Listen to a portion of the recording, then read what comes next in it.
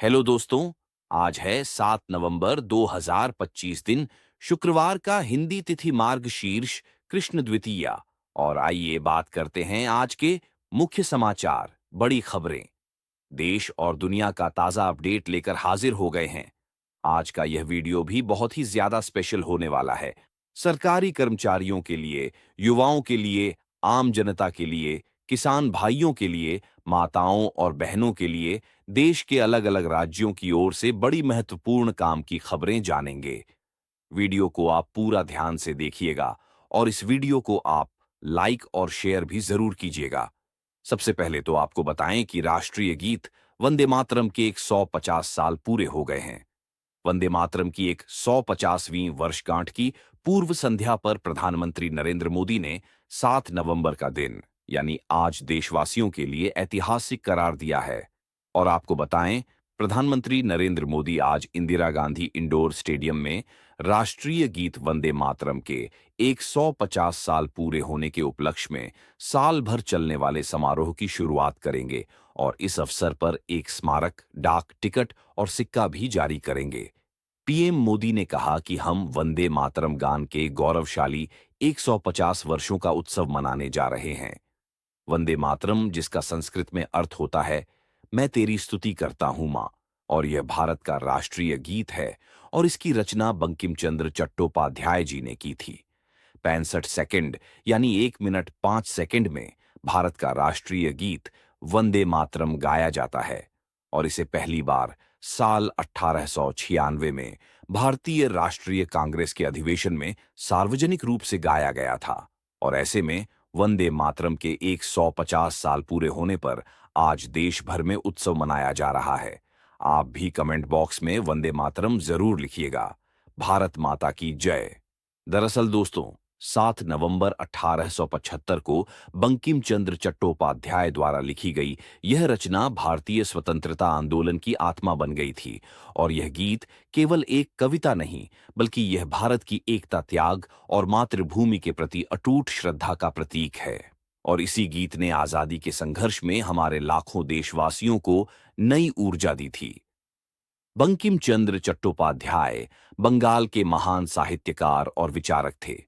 क्रांतिकारियों पर इस गीत का अलग ही प्रभाव देखने को मिला था।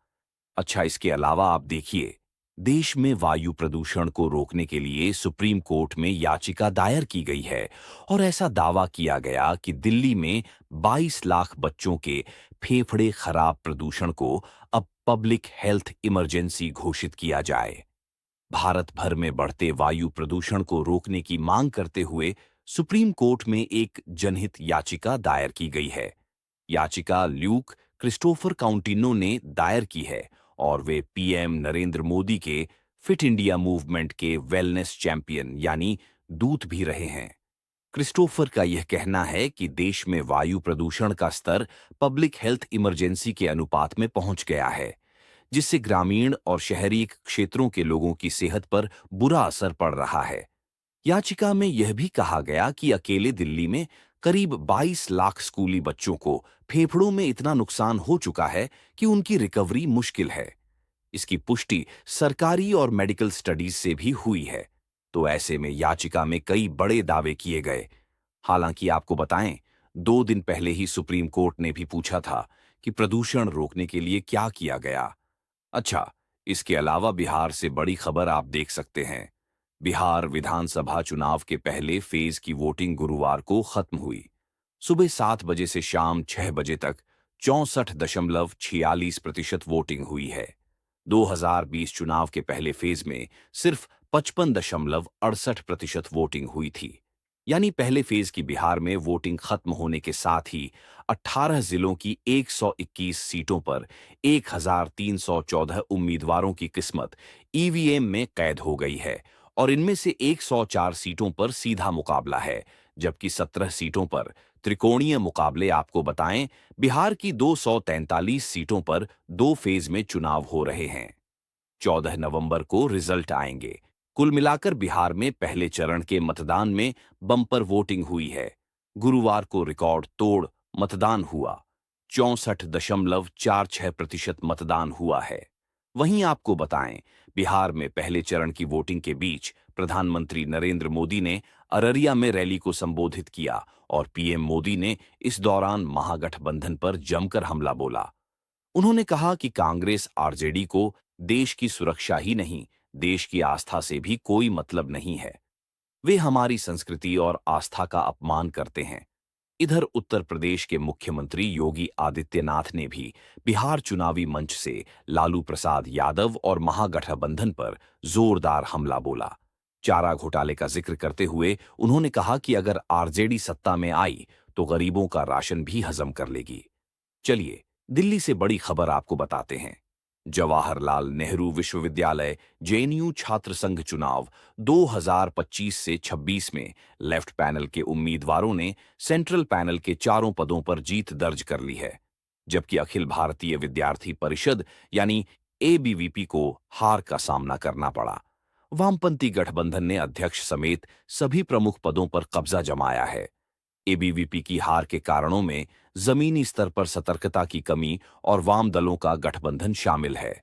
चलिए, अगली बड़ी खबर देखिए। आप आजकल शेयर मार्केट में हर कोई निवेश कर रहा है। काफी ज्यादा छोटे मोटे बड़े बड़े ऐप आ गए हैं। जैसे ही फोन में इंस्टॉल किया और शेयर मार्केट में आजकल शेयर खरीदते हैं, बेचते हैं, मुनाफा कमाते हैं, नुकसान करते हैं। और इसी बीच एफ एंड भी आपको पता ही है, शेयर बाजार में जो बाय सेल करते हैं उनके लिए बहुत ही बड़ा टर्म है। फ्यूचर और ऑप्शन ट्रेडिंग इसको कहा जाता है। और अभी हाल ही में इसको लेकर एक बड़ा विवाद भी सामने आया था। लेकिन अब वित्त मंत्री निर्मला सीतारमण का बयान भी सामने आया। उन्होंने कहा कि एफआई और ट्रेडिंग पर रोक नहीं लगा सकते हैं। फ्यूचर और ऑप्शन पर वित्त मंत्री निर्मला सीतारमण ने बड़ा बयान दिया। उन्होंने कहा कि सरकार रुकावटों को दूर करने के लिए है और निवेशकों को जोखिमों को समझना चाहिए। इधर आप देखिए, बांग्लादेश में प्याज प्याज हो गया है। प्याज के दाम बेकाबू हो गए हैं। आम जनता के लिए प्याज खरीदना वहां बड़ा मुश्किल हो रहा है। भारत ने जैसे ही प्याज रोका, बांग्लादेश में बवाल मच गया और दाम आसमान पर पहुंच गए। बांग्लादेश के बाजारों में कुछ ही दिनों में प्याज की कीमतें दोगुनी हो गई हैं और प्याज 110 से 120 टका प्रति किलो बिक रहा है, जो अभी हाल ही में 60 टका किलो मिल रहा था। भारत ने प्याज रोका और सप्लाई पर यह बड़ा असर देखने को मिला। इधर आप देखिए, सुप्रीम कोर्ट ने कहा कि पुलिस गिरफ्तारी का कारण लिखित में दें, ऐसी भाषा में दें जो समझ में आ जाए। नियम नहीं मानने पर गिरफ्तारी रिमांड अवैध माना जाएगा। सुप्रीम कोर्ट ने गुरुवार को कहा कि जब भी किसी व्यक्ति को गिरफ्तार किया जाए तो पुलिस उसे लिखकर बताएं कि उसे क्यों पकड़ा गया है और यह जानकारी उसे समझ में आने वाली भाषा में दी जाए। अपराध या कानून कोई भी हो, यह नियम हर हालत में लागू होना चाहिए। कोर्ट ने यह भी कहा कि अगर किसी को गिरफ्तार करने से पहले या तुरंत बाद लिखित में कारण नहीं दिया गया तो सिर्फ इसी वजह से गिरफ्तारी रद्द नहीं होगी। लेकिन यह जरूरी है कि गिरफ्तार व्यक्ति को लिखित जानकारी उचित समय के अंदर जरूर दी जाए। वहीं सुप्रीम कोर्ट ने कहा कि इस फैसले की कॉपी सभी हाई कोर्ट और सभी राज्यों, केंद्र शासित प्रदेशों के मुख्य सचिवों को भी भेजी जाए। इधर आप देखिए, एआई आजकल काफी ज्यादा बड़ी बड़ी खबरें ला रहा है। एआई की वजह से अब सीईओ की कुर्सी तक भी खतरे में बताई जा रही है। इंसानों से बेहतर यह कंपनी चला पाएंगे। ओपन एआई चैट जीपीटी नाम तो आपने सुने ही होंगे। इस कंपनी के जो सीईओ है सैम ऑल्टमैन, उन्होंने यह माना है कि भविष्य में आर्टिफिशियल इंटेलिजेंस इंसानों की जगह ले लेगा और यहां तक कि सीईओ की कुर्सी भी छीन सकती है। उन्होंने कहा कि अगर ओपन एआई पहली कंपनी नहीं बनी जिसे एआई चलाए तो यह उनके लिए बड़े शर्म की बात होगी। यानी दोस्तों, टेक्नोलॉजी की दुनिया में एआई यानी आर्टिफिशियल इंटेलिजेंस आजकल तेजी से तरक्की कर रहा है। काम करने के तरीकों में भी बड़ा बदलाव हो रहा है। मेडिकल सेक्टर हो या फिर बीमा, फाइनेंस, कोई सा भी सेक्टर आज एआई से अछूता नहीं है। सब में एआई का इस्तेमाल हो रहा है। तो ऐसे में नौकरियों को लेकर भी एआई बड़ी उथल-पुथल मचाएगा। हालांकि नई नौकरियां भी क्रिएट होगी, लेकिन समय के साथ हमें अपडेट रहना पड़ेगा। केवल डिग्री डिप्लोमा से अब काम चलने वाला नहीं है। तकनीक को साथ में रखकर चलना पड़ेगा और तकनीक के साथ चलने की हमें आदत डालनी पड़ेगी। तभी हम आजकल के इस जमाने में आगे बढ़ पाएंगे। और चैट जीपीटी अभी हाल ही में आपको पता ही है, पूरे भारतवासियों के लिए 1 साल तक के लिए फ्री हो चुका है। चलिए, बड़ी खबर आप देखिए, परोपकार से जुड़ी हुई है। देश के दानवीरों की ओर से दान किए गए आंकड़े सामने आए। एडेडल गेन इंडिया फिलेंथ्रोपी लिस्ट 2025 के अनुसार भारत के सबसे उदार लोगों ने 2025 में उन्होंने कहा कि जब तक बंगाल का हर व्यक्ति फॉर्म नहीं भरता, तब तक वह ऐसा नहीं करेंगी। साथ ही आप देखिए, सट्टेबाजी केस में रैना और धवन की 11 करोड़ 14 लाख की संपत्ति अटैच हुई है। ईडी ने मनी लॉन्ड्रिंग का केस भी दर्ज किया। ईडी ने गुरुवार को पूर्व क्रिकेटर सुरेश रैना और शिखर धवन की 11 करोड़ 14 लाख की संपत्ति अटैच की है। जांच एजेंसी के मुताबिक सट्टेबाजी ऐप से कमाई हुई और इस कमाई का इस्तेमाल निवेश और संपत्ति खरीद में किया गया। ये कार्रवाई मनी लॉन्ड्रिंग रोकथाम कानून पीएमएलआई के तहत की गई है। जम्मू कश्मीर, उत्तराखंड और हिमाचल प्रदेश में बर्फबारी देखने को मिल रही है। तापमान माइनस में चल रहा है। साथ ही दिल्ली, उत्तर प्रदेश समेत 7 राज्यों में ठंड भी बढ़ने लगी है। पारा 3 डिग्री तक गिर गया है। हिमालय के 3 राज्यों जम्मू कश्मीर, उत्तराखंड और हिमाचल प्रदेश में बर्फबारी का दौर शुरू हो चुका है। दिल्ली, राजस्थान, मध्य प्रदेश, उत्तर प्रदेश, पंजाब, झारखंड में भी ठंडी हवाएं चलने से तापमान में 3 डिग्री सेल्सियस तक की गिरावट दर्ज की गई है। पाकिस्तान का अफगानिस्तान पर फिर हमला, सीज फायर तोड़ आम नागरिकों को निशाना बनाया। वहीं तालिबान ने भी जवाबी गोलाबारी की है। बड़ी खबर देखिए, कर्नाटक से कर्नाटक हाईकोर्ट ने राज्य सरकार की उस याचिका को खारिज कर दिया है जिसमें हाई कोर्ट की सिंगल बेंच के आदेश को चुनौती दी गई थी। दरअसल सिंगल जज बेंच ने राज्य सरकार के उस आदेश पर रोक लगा दी थी जिसमें सार्वजनिक जगहों पर आरएसएस की शाखा लगाने और निजी संगठनों की बिना अनुमति गतिविधियां बैन कर दी गई थीं। वहीं आप देखिए, बिहार में अब शहाबुद्दीन जैसे बाहुबलियों की जगह नहीं। बगा में अमित शाह ने कहा कि किसी की हिम्मत नहीं जो जीविका दीदियों से 10 वापस लें। जापान में भालुओं को पकड़ने के लिए सेना तैनात की गई है। भालू विभाग के अधिकारियों के मुताबिक यहां के पहाड़ी इलाकों में भालुओं का आतंक बढ़ता जा रहा है। इधर आप देखिए, राहुल गांधी ने कहा कि इंस्टा, फेसबुक 21वीं सदी का नशा है। पूर्णिया में कहा कि मोदी सस्ता डाटा देकर युवाओं को इसका आदी बना रहे हैं। वहीं आप देखिए, नेता प्रतिपक्ष तेजस्वी यादव ने भी एक जनसभा को संबोधित किया। 20 महीने में करेंगे 20 साल का काम, तेजस्वी यादव ने कहा। तेजस्वी बिहार का बेटा रुकने वाला नहीं, एक बिहारी सब पर भारी। इसके अलावा आपको बताएं, गुजरात से बड़ी खबर। गुजरात के मुख्यमंत्री भूपेंद्र पटेल 7 नवंबर यानी आज शुक्रवार को आद्य शक्ति धाम अंबाजी से जनजातीय गौरव यात्रा का शुभारंभ करेंगे। यह यात्रा भगवान बिरसा मुंडा की 150वीं जयंती के मौके पर आयोजित की जा रही है और 7 से 13 नवंबर तक अंबाजी से एकता नगर तथा उमरगाम से एकता नगर रूट पर इस यात्रा का भ्रमण होगा। इधर अजमेर शरीफ दरगाह प्रबंधन समिति को लेकर दिल्ली हाईकोर्ट का बड़ा फैसला, केंद्र सरकार को 3 महीने का समय दिया है। कोर्ट ने केंद्र सरकार को 3 महीने के भीतर समिति के सदस्यों की नियुक्ति करने के निर्देश दिए हैं। थाईलैंड से 270 भारतीयों की वतन वापसी, इसमें 26 महिलाएं भी शामिल हैं। यह वह लोग हैं जिनसे वहां जबरन साइबर धोखाधड़ी करवाई जा रही थी। भारतीय दूतावासियों के प्रयासों से सफल वापसी हो पाई है। वहीं आपको बताएं, कैंसर मरीजों के लिए राहत भरी खबर आई है। केंद्र सरकार ने जीन थेरेपी इलाज को लेकर बड़ा फैसला लिया है। केंद्र सरकार ने जीन थेरेपी के अग्रणी इम्यूनो एक्ट को फंड दिया है ताकि जीन वितरण प्रणाली को बढ़ावा दिया जा सके और ऐसे में कैंसर मरीजों का इलाज सस्ता होगा।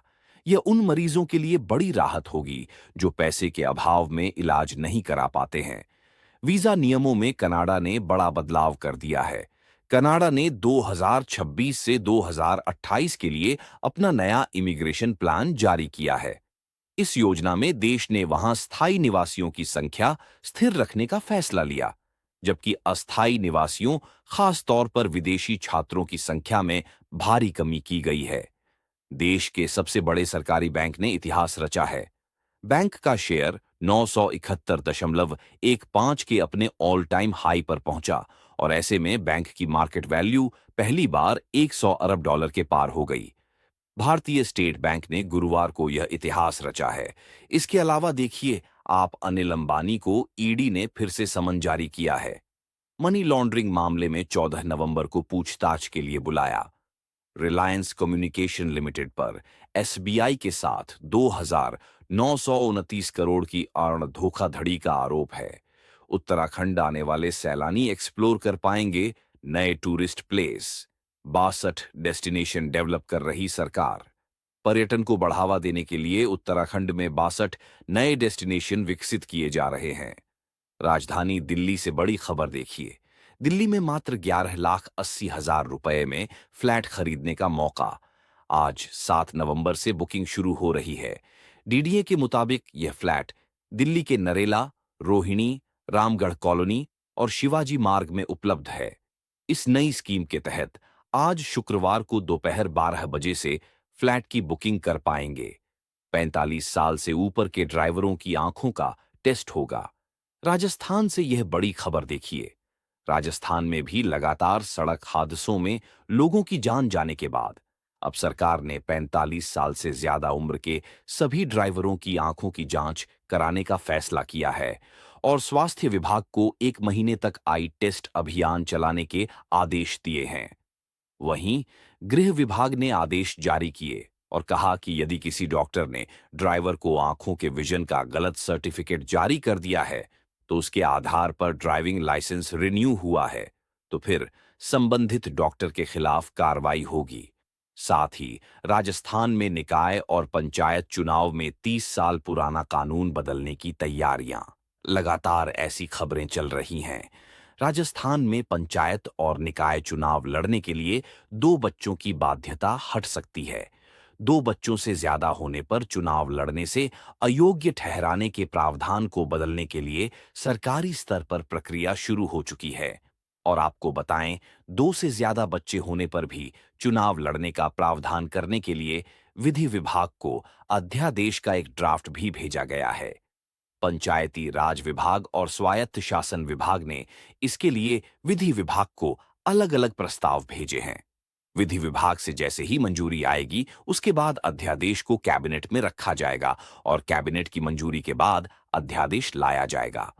आरपीएसएससी ने असिस्टेंट प्रोफेसर एग्जाम की तारीख में बदलाव किया। अब 1 दिसंबर की जगह 7 दिसंबर से शुरू होगी परीक्षा। साथ ही राजस्थान में 7,759 पदों पर शिक्षकों की भर्ती। आज 7 नवंबर से 6 दिसंबर तक आवेदन कर पाएंगे। कर्मचारी चयन बोर्ड ने शिक्षक भर्ती का नोटिफिकेशन जारी कर दिया है। जयपुर में 3 दिन बाद होगा। 1 नगर निगम संभागीय आयुक्त होंगे प्रशासक।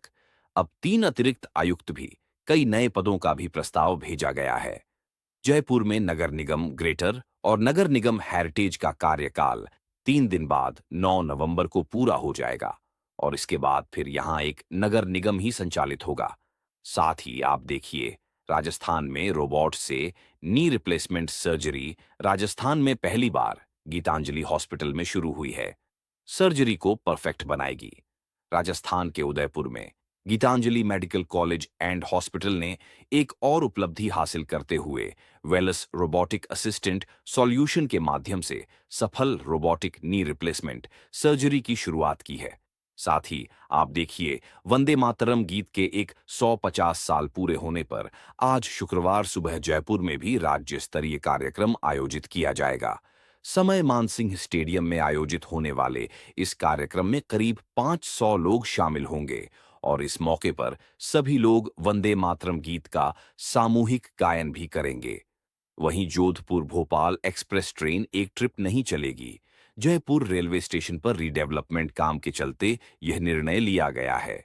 जयपुर रेलवे स्टेशन पर चल रहे पुनर्विकास कार्यों के चलते ट्रेन संख्या 1481314814 एक्सप्रेस 23 नवंबर को जोधपुर से और 24 नवंबर को भोपाल से एक फेरे के लिए पूरी तरह रद्द रहेगी। साथ ही आपको बताएं, राजस्थान में सीनियर आईएएस मौखिक चर्चा करने की आड़ में 15% फाइलें अटका रहे हैं, जबकि सीएस के यह निर्देश हैं कि डिस्कस या स्पीक के नाम पर कोई भी अधिकारी फाइलें नहीं रोके। साथ ही बड़ी खबर देखिए, आप राजस्थान प्रदेश में पंचायत और निकाय चुनाव में पहली बार ओबीसी आरक्षण का निर्धारण सीट वाइज सर्वे के आधार पर किया जाएगा। राजस्थान में इसे लेकर ओबीसी प्रतिनिधित्व आयोग का गठन 4 महीने पहले ही किया जा चुका है और ऐसे में अब आयोग प्रदेश भर के ओबीसी परिवारों का सर्वे कराने की तैयारी में है। मध्य प्रदेश में घरेलू गैस वितरकों की नो मनी नो एंट्री हड़ताल हुई। गुरुवार को एक दिन की हड़ताल पर रहे। मध्य प्रदेश के एलपीजी वितरक गुरुवार को एक दिन की हड़ताल पर रहे और उन्होंने ना तो गैस कंपनियों से सिलेंडर की खरीदी की और नई नई डिमांड भेजी। मध्य प्रदेश खुद करेगा क्वालिटी इंजीनियर तैयार। भोपाल में बनेगा पीडब्ल्यूडी इंजीनियरों का रिसर्च सेंटर। सड़क बिल्डिंग की गुणवत्ता जांचने के लिए लैब भी बनेगी। छत्तीसगढ़ में आप देखिए, 400 महिलाओं से 120 करोड़ का फ्रॉड किया गया। छत्तीसगढ़ में 400 आदिवासी महिलाओं से 120 करोड़ रुपए की ठगी का मामला सामने आया है। फ्लोरामैक्स नाम की कंपनी ने खुद किस्त जमा करने के नाम पर महिलाओं को लोन दिलाया, लेकिन धोखाधड़ी कर कंपनी बंद कर दी। अब एनसीएसटी ने हाई लेवल इन्वेस्टिगेशन के निर्देश दिए हैं। वहीं छत्तीसगढ़ के खैरागढ़ छुई खदान गंडाई जिले में 17 लाख की इनामी महिला नक्सली ने सरेंडर किया। कमला सोढ़ी उर्फ ऊंगी उर्फ तरुणा 30 साल की उम्र है। पिछले 14 साल से नक्सली संगठन से जुड़ी हुई थी। इधर नक्सलियों ने छत्तीसगढ़ में प्रेस नोट जारी किया और कहा कि सरेंडर से पार्टी को नुकसान हो रहा है। छत्तीसगढ़ में 5,000 से ज्यादा पदों के लिए पुलिस आरक्षक भर्ती होनी है। पुलिस बल के आरक्षक संवर्ग में खाली पदों के लिए जारी भर्ती प्रक्रिया अब अंतिम चरण में पहुंच गई है। छत्तीसगढ़ पुलिस मुख्यालय ने परीक्षा का शेड्यूल जारी किया है। 17 से 19 नवंबर तक 8 जिलों में ट्रेड टेस्ट परीक्षा होगी। हरियाणा सीएम की शेफाली से फोन पर बातचीत हुई है। वर्ल्ड कप विनर को बधाई दी। बोले कि पूरे प्रदेश को गर्व है। 12 नवंबर को चंडीगढ़ आएगी वर्मा। साथ ही पंजाब और हरियाणा हाई कोर्ट ने एक महत्वपूर्ण फैसला सुनाया। कोर्ट ने कहा कि अगर सरकारी नौकरी के नियमों में बदलाव नहीं किया गया है, तो प्रमोशन में आरक्षण सिर्फ सरकारी आदेशों या अदालती फैसलों के आधार पर लागू नहीं किया जा सकता। कोर्ट ने कहा कि इस तरह से दिए गए प्रमोशन नियमों के खिलाफ हैं। साथ ही आप देखिए, उत्तर प्रदेश में आवास विकास के फ्लैट खरीदारों को प्राथमिकता पर बैंक लोन देंगे। यानी अब बैंक भी आवास विकास के फ्लैट खरीदारों को कर्ज और जानकारी देने में मदद करेंगे। उत्तर प्रदेश के शहर में हर मकान का यूनिक नंबर होगा। डाक डिलीवरी और आपदा प्रबंधन में भी मदद। लखनऊ के प्रभारी मंत्री सुरेश खन्ना ने नगर निगम के अधिकारियों से कहा कि यूनिक नंबर मैप पर भी स्पष्ट रूप से दिखाए जाए। लखनऊ में अब हर मकान का एक यूनिक नंबर होगा, जिससे भवन स्वामियों को होने वाली परेशानियों से राहत मिल सकेगी। साथ ही उत्तर प्रदेश में शराब के ठेकों को लेकर भी नया आदेश आ गया है। राजस्व का लक्ष्य प्राप्त करने के लिए सीमावर्ती क्षेत्रों में शराब के नए ठेके खोले जाएंगे और नया ठेका खोलने के लिए आबकारी विभाग सीमावर्ती क्षेत्रों का सर्वेक्षण कराएगा। यमुना प्राधिकरण की बोर्ड बैठक में आज कई महत्वपूर्ण फैसले लिए जाएंगे। आवंटियों और खरीदारों को राहत मिलने की संभावना है। उन्होंने कहा कि जब तक बंगाल का हर व्यक्ति फॉर्म नहीं भरता, तब तक वह ऐसा नहीं करेंगी। साथ ही आप देखिए, सट्टेबाजी केस में रैना और धवन की 11 करोड़ 14 लाख की संपत्ति अटैच हुई है। ईडी ने मनी लॉन्ड्रिंग का केस भी दर्ज किया। ईडी ने गुरुवार को पूर्व क्रिकेटर सुरेश रैना और शिखर धवन की 11 करोड़ 14 लाख की संपत्ति अटैच की है। जांच एजेंसी के मुताबिक सट्टेबाजी ऐप से कमाई हुई और इस कमाई का इस्तेमाल निवेश और संपत्ति खरीद में किया गया। ये कार्रवाई मनी लॉन्ड्रिंग रोकथाम कानून पीएमएलए के तहत की गई है। जम्मू कश्मीर, उत्तराखंड और हिमाचल प्रदेश में बर्फबारी देखने को मिल रही है। तापमान माइनस में चल रहा है। साथ ही दिल्ली, उत्तर प्रदेश समेत 7 राज्यों में ठंड भी बढ़ने लगी है। पारा 3 डिग्री तक गिर गया है। हिमालय के 3 राज्यों जम्मू कश्मीर, उत्तराखंड और हिमाचल प्रदेश में बर्फबारी का दौर शुरू हो चुका है। दिल्ली, राजस्थान, मध्य प्रदेश, उत्तर प्रदेश, पंजाब, झारखंड में भी ठंडी हवाएं चलने से तापमान में 3 डिग्री सेल्सियस तक की गिरावट दर्ज की गई है। पाकिस्तान का अफगानिस्तान पर फिर हमला, सीज फायर तोड़ आम नागरिकों को निशाना बनाया। वहीं तालिबान ने भी जवाबी गोलाबारी की है। बड़ी खबर देखिए, कर्नाटक से कर्नाटक हाईकोर्ट ने राज्य सरकार की उस याचिका को खारिज कर दिया है जिसमें हाई कोर्ट की सिंगल बेंच के आदेश को चुनौती दी गई थी। दरअसल सिंगल जज बेंच ने राज्य सरकार के उस आदेश पर रोक लगा दी थी जिसमें सार्वजनिक जगहों पर आरएसएस की शाखा लगाने और निजी संगठनों की बिना अनुमति गतिविधियां बैन कर दी गई थीं। वहीं आप देखिए, बिहार में अब शहाबुद्दीन जैसे बाहुबलियों की जगह नहीं। बगा में अमित शाह ने कहा कि किसी की हिम्मत नहीं जो जीविका दीदियों से 10 वापस लें। जापान में भालुओं को पकड़ने के लिए सेना तैनात की गई है। भालू विभाग के अधिकारियों के मुताबिक यहां के पहाड़ी इलाकों में भालुओं का आतंक बढ़ता जा रहा है। इधर आप देखिए, राहुल गांधी ने कहा कि इंस्टा, फेसबुक 21वीं सदी का नशा है। पूर्णिया में कहा कि मोदी सस्ता डाटा देकर युवाओं को इसका आदी बना रहे हैं। वहीं आप देखिए, नेता प्रतिपक्ष तेजस्वी यादव ने भी एक जनसभा को संबोधित किया। 20 महीने में करेंगे 20 साल का काम, तेजस्वी यादव ने कहा।